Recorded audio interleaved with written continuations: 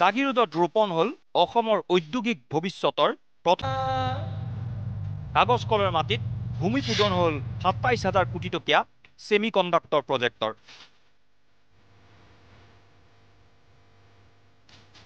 স্বাধীনতাৰ পিছত অসমৰ ভাগ্য সলনি কৰিবলৈ ব্যক্তিগত খণ্ডৰ সৰ্ববৃহৎ বিনিয়োগ।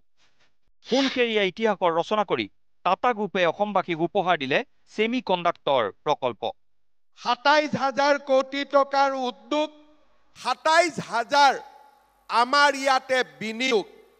কিন্তু মই বিশ্বাস কৰোঁ টাটা ছেমি কণ্ডাক্টৰৰ আমি যদি এটা সফল ইতিহাস ৰচনা কৰিব পাৰোঁ, অসমৰ ভাগ্যৰ পৰিৱৰ্তন হ'ব। অসম দেশৰ ভিতৰতে এখন ঔদ্যোগিক প্ৰধান ৰাজ্য হিচাপে পৰিগণিত হ'ব। অসমৰ বাবে ই এক ঐতিহাসিক ক্ষণ। অসমৰ বাবে এয়াই হৈছে আটাইতকৈ সোণোৱালী দিন।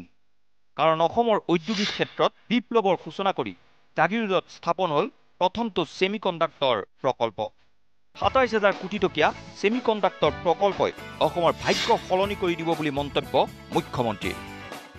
১২ লাখ নিবনুৱাই যেতিয়া তৃতীয় শ্ৰেণীৰ চৰকাৰী চাকৰিৰ কাৰণে পৰীক্ষা দিব ওলাই আহে, তেতিয়া আমি অনুভৱ কৰিব পাৰোঁ যে অসমত উদ্যোগীকৰণৰ কিমান প্ৰয়োজনীয়তা আছে। মই আজি আশা কৰোঁ যে আমি ফিউচাৰ ইণ্ডাষ্ট্ৰিজৰ যি এক নতুন ৰূপৰেখা অসমত স্থাপন কৰিবলৈ আগবাঢ়িছোঁ, ই অসমৰ ইতিহাসৰ এক নতুন মাইলৰ খুঁটা হৈ ৰৈ যাব। আজিৰ পৰা কাম আৰম্ভ হ'ব। ১৮ মাহত আমি প্ৰথমটো ইউনিট আৰম্ভ কৰিব পাৰিম। ইয়াত ২৭,০০০ লোকৰ প্ৰত্যক্ষ নিযুক্তি হ'ব। ইয়াৰ উপৰিও এই ইণ্ডাষ্ট্ৰিটো হোৱাৰ লগে লগে ইয়াৰ যিবিলাক ছাপৰ্টিং ছিষ্টেম, অৰ্থাৎ এটা ডাঙৰ উদ্যোগ হ'লে তাৰ ওচৰত এটা ইক'ছিষ্টেম তৈয়াৰী হ'ব লাগে। এই ছিষ্টেমটো ইয়াত তৈয়াৰী হ'ব। বহুত ইণ্টাৰনেশ্যনেল প্লেয়াৰ্ছ ইয়াত আহিব। মই ভাবোঁ যে এয়া আজিৰ দিনটো আমাৰ জাতিটোৰ বাবে এটা সোণালী ক্ষণ, এটা ঐতিহাসিক ক্ষণ, সোণসেৰীয়া যাত্ৰাৰ এটা মাইলৰ খুঁটা।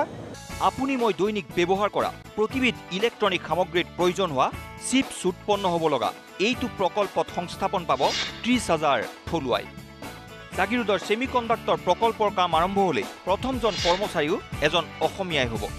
ইতিমধ্যে তামিলনাডুত প্ৰশিক্ষণ দি থকা হৈছে অসমৰ ১০০০ যুৱতীক।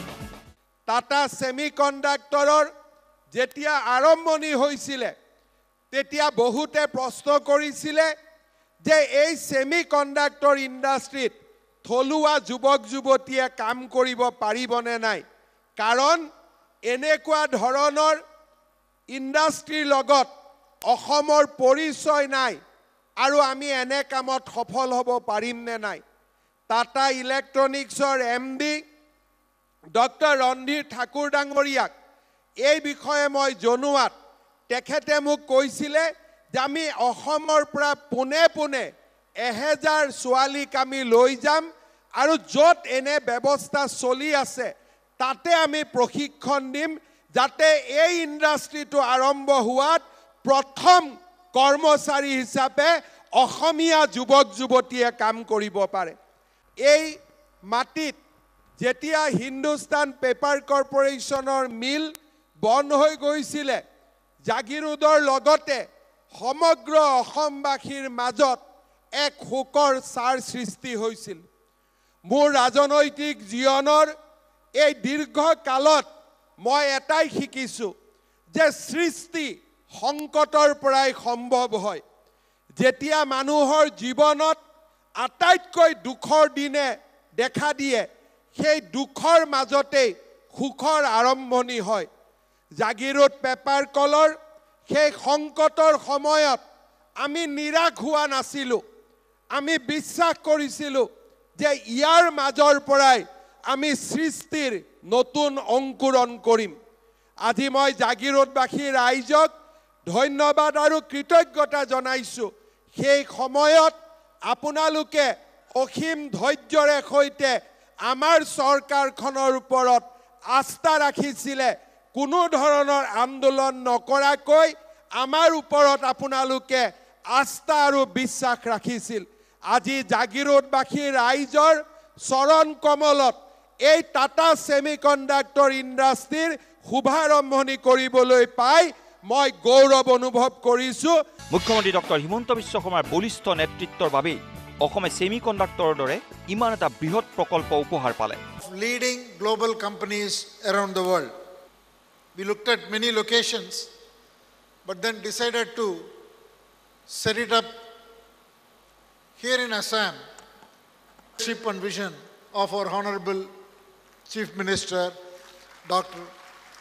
Himanta Biswa Sarma.